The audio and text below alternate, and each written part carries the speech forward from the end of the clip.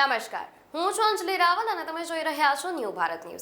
સંસ્કારી નગરી વડોદરામાં અસામાજિક તત્વોનો ખૌફ દિન પ્રતિદિન વધી રહ્યો છે।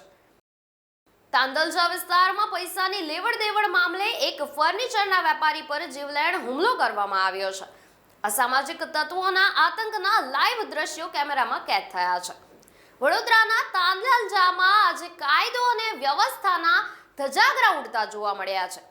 જાણે પોલીસનો કોઈ ખૌફ જ ન હોય તેમ અસામાજિક તત્વોએ એક વેપારીની દુકાનમાં ઘૂસીને તેને લોહીલુહાણ કરી નાખ્યો છે। તાંદલજાની લેન્ડમાર્ક ફર્નિચર નામની દુકાનમાં પૈસાની સામાન્ય લેવડ-દેવડ મામલે શરૂ થયેલી આ બબાલ લોહિયાળ જંગમાં ફેરવાઈ ગઈ હતી। હુમલાખોરો હાથમાં લાકડાના ફટકા લઈને તૂટી પડ્યા હતા અને વેપારીને બેરહેમીથી ફટકાર્યો હતો। આ આતંકના દ્રશ્યો મોબાઈલ કેમેરામાં કેદ થયા છે, જે અત્યારે વાયુ વેગે વાયરલ થઈ રહ્યા છે। દોડા દિવસે વેપારી પર થયેલા આ હુમલાએ શહેરની સુરક્ષા સામે અનેક સવાલો ઊભા કર્યા છે। શું હવે વેપારીઓ પોતાની દુકાનમાં પણ સુરક્ષિત નથી? જુઓ આ વિશેષ અહેવાલ।